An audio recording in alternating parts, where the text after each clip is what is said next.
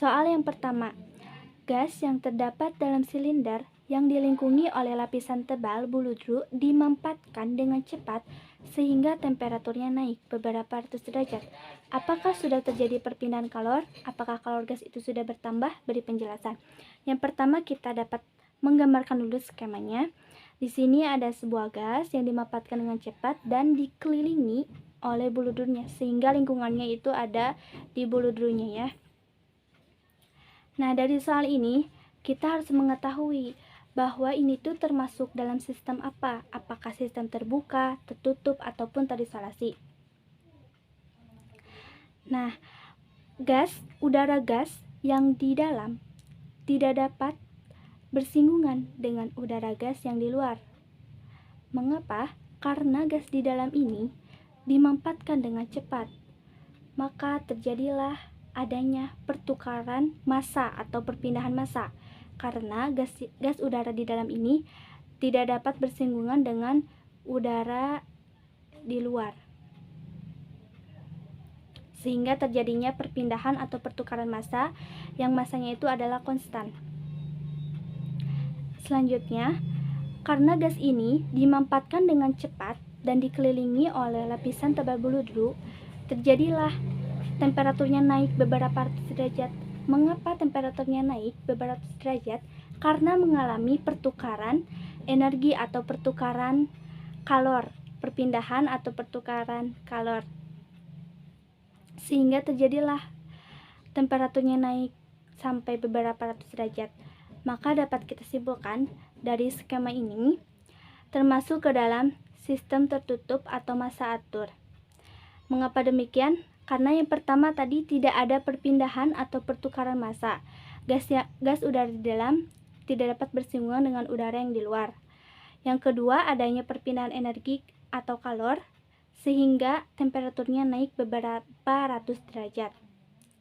Sehingga dari gas ini termasuk ke dalam sistem tertutup dan terjadinya perpindahan kalor. Dengan hujan dalam danau. Yang A, apakah tepat jika kita bertanya berapa banyak hujan dalam danau itu? Kurang tepat atau tidak tepat. Kenapa? Karena banyaknya hujan dalam danau itu tidak bisa kita hitung pasti karena ada berbagai hal, adanya aliran keluar dan penguapan. Yang B, bukankah lebih baik dan lebih masuk akal jika kita bertanya berapa banyak air dalam danau yang ditimbulkan oleh hujan? Jawabannya kurang tepat. Mengapa? Karena jumlah air di dalam danau itu kita tidak dapat menghitungnya. Yang ditemukan oleh hujan juga tidak karena terjadi berbagai hal, adanya aliran keluar dan juga penguapan. Yang C, konsep apakah yang analog dengan hujan dalam danau? Ini merupakan konsep siklus air. Dan volumenya adalah sebagai berikut. PV0 sama dengan konstan. Tekanan dan volumenya awal adalah 2 bar dan 0,2 meter kubik dan volume akhirnya adalah 0,4 meter kubik. Perubahan energi dalam gas selama proses adalah U2 dikurangi U1 sama dengan negatif 40 kJ per kilogram. Tidak ada perubahan energi kinetik dan potensial. Tentukan jumlah perpindahan panas selama proses. Jadi diketahui pada soal, suatu gas melakukan ekspansi mengikuti PV0 sama dengan konstan. Untuk ditanyakannya yaitu jumlah perpindahan panas yaitu Q dalam kilojoule. Kita dapat menggambar dulu skemanya di sini. Untuk PV0 sama dengan konstan terdapat di sini ya. Pada gambarannya di sini ada V, tekanannya itu 2 bar dan juga untuk volumenya, volume awal 0,2 meter kubik, volume akhirnya 0,4 meter kubik. Di sini ada suatu silinder piston. Nah, ini kenapa untuk arahnya itu ke kanan? Karena dalam silinder piston ini itu melakukan proses ekspansi. Langsung saja kepada asumsinya. Yang pertama ada sistem massa atur, yang kedua tipe kerja hanya karena gerakan batas sistem yang menyebabkan perubahan volume, yang ketiga proses ekspansi adalah proses poliotropik. Nah, di sini ada rumus delta energi kinetik ditambah delta energi potensial ditambah delta U sama dengan Q dikurangi W. Karena di dalam soal tidak ada perubahan energi kinetik dan potensial, maka untuk energi kinetik dan potensial dapat kita hilangkan sehingga menghasilkan AU sama dengan Q dikurangi W. Nah, langkah pertama kita harus mencari dulu W-nya. Langsung saja kita integrasikan P dV terhadap volume sehingga menghasilkan P V2 dikurangi V1.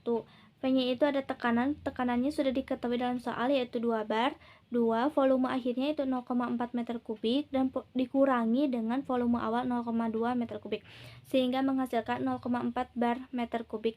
Karena dalam soal harus dalam kilojoule, maka bar meter kubiknya kita kali 100 sehingga menghasilkan 40 kilojoule. Karena untuk W-nya sudah didapat, kita harus mencari delta U. Delta U rumusnya massa dikali U1 kurangi U2.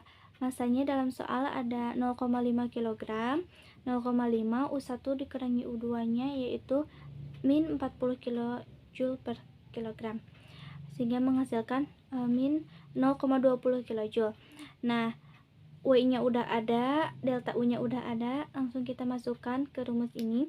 AU sama dengan Q dikurangi W untuk mencari Q. Delta U-nya adalah negatif 0,20 kJ sama dengan Q dikurangi 40 kJ. Untuk mencari Q, kita dapat menambahkan hasil 40 kJ dikurangi 0,20 kJ sehingga menghasilkan 39,8 kJ. Untuk Q-nya kita sudah menghasilkan yaitu 39,8 kJ yang diteruskan melalui proses output dalam kilowatt. Di sini dapat kita asumsikan dulu untuk roda gigi atau gearbox adalah sistem tertutup. Yang kedua, tidak terjadi perpindahan panas kecuali perpindahan panas secara konveksi. Di sini ada skemanya dari gearbox roda gigi di mana TB-nya itu adalah 310 Kelvin, TF-nya 295 Kelvin. Untuk H sama dengan 0,171 kW per meter kuadrat K, dan untuk A adalah 2 meter kuadrat. Karena di sini melalui secara konveksi yaitu Q sama dengan negatif H ATB kurangi TF, jadi kita langsung saja masukkan. Dan semuanya itu sudah diketahui ya, dalam soal ada H-nya udah diketahui, A-nya sudah diketahui, TB dan juga TF-nya sudah diketahui. Langsung saja kita masukkan di sini sehingga menghasilkan negatif 5,13 kW. Sudah itu, selanjutnya kita langsung ke rumus yang berhubungan dengan laju energi yaitu DE per dt. Nah, DE per dt-nya dapat kita coret menjadi 0. Kenapa 0? Karena merupakan steady state, sehingga dapat kita simpulkan untuk Q sama dengan W atau Q-nya itu sama dengan dayanya. Karena Q-nya sudah kita cari yaitu Q-nya itu sama dengan negatif 5,13 kW, maka untuk dayanya juga yaitu negatif 5,13 kW. Air berada di dalam ruang silinder piston mengalami dua proses secara berurutan dari tingkat keadaan awal di mana tekanan dan temperaturnya 5 bar dan 400 derajat Celcius. Proses 1-2, air didinginkan ketika dimanfaatkan pada tekanan konstan ke tingkat keadaan uap jenuh. Proses 2-3, air didinginkan pada volume konstan ke temperatur 150 derajat Celcius. Nah, yang pertama ditanyakannya itu ada sketsa diagram P dengan V. Yang B, untuk keseluruhan proses tentukan kerjanya dalam kilojoule jika volume awalnya 0,5 meter kubik dan volume akhirnya 0,8 meter kubik. Yang pertama kita harus asumsikan dulu ada sistem massa atur. Yang kedua, kerja hanya dilakukan oleh piston. Yang ketiga, tidak adanya energi kinetik dan energi potensial sehingga energi kinetik dan energi potensialnya adalah 0.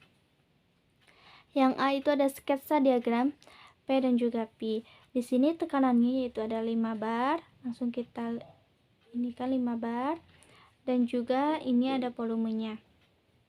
Nah, pada proses 1 dan 2 yaitu air didinginkan ketika dimampatkan pada tekanan konstan ke tingkat keadaan uap jenuh.